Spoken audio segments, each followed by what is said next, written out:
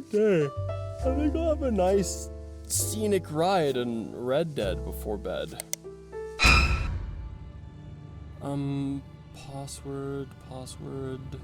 I don't know. I can't even remember the last time I logged in.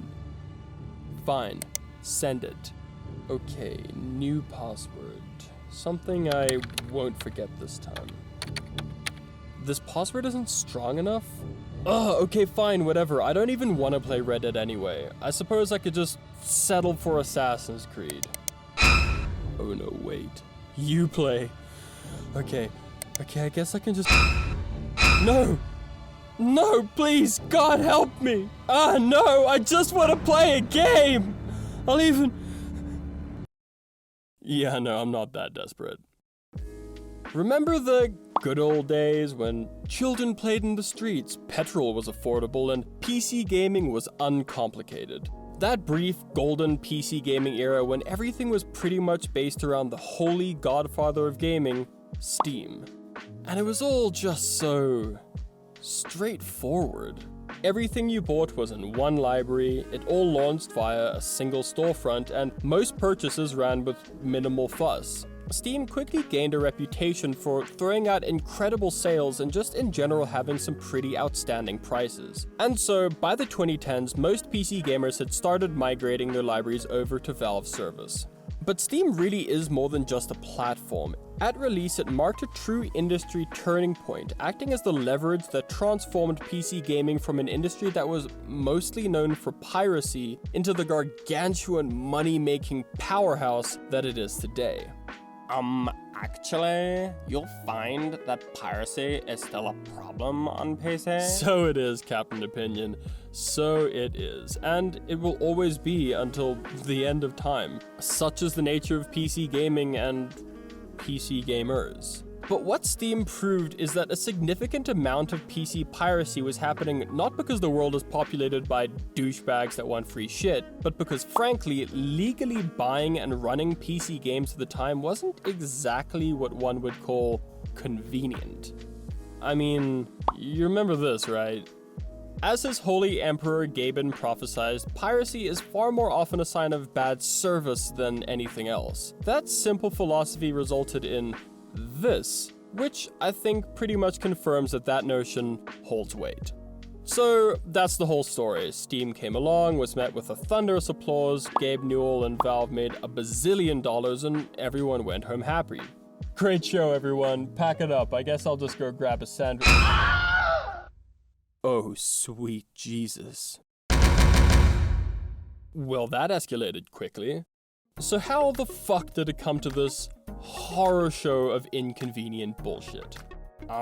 Actually, bro, every market needs competition in order to break up industry monopoly and... Yes, I know, thank you. I do so love your visits, Captain Obvious. Look, I'm a simple person, but I'm gonna go out on a limb here and say that I can speak for a lot of PC gamers in saying that when I sit down at my PC, I like to click on an icon, have a game load, and then actually be able to play the fucking game. 0 interruptions would be optimal. So when this sort of shit happens, frustration and irritation aren't exactly far off. I mean, we bought the game with the intention of playing the game, and the game is right fucking there. Every additional click between this point and this point is wasting your customer's time. The current market is a minefield of interruptions and diversions, like they're herding you through the gift shop before the actual attraction starts. And let's not beat around the bush, it's annoying as hell. And on top of that, why and how are unskippable logos before the game even starts still a thing?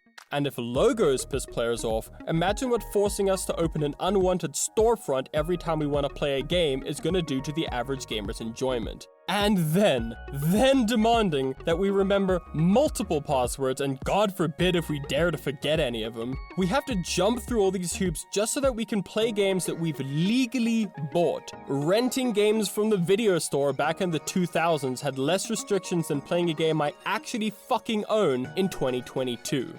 All these passwords and storefronts are so incredibly hard to keep track of. That's why this week's episode is brought to you by LastPass. No, but could you imagine? Seriously though, I shouldn't have to fork out for a password manager just to solve a problem these companies created. And look, I do get that competition leads to a better industry for devs and indie devs in particular, and I understand how dangerous it is for a multi-billion-dollar industry to be revolving entirely around Steam. I'm not opposed to there being competition in the market. What I am opposed to is the fact that every time billionaire corporations fight it out, the bullshit falls straight on the backs of us, the consumers, as fucking usual.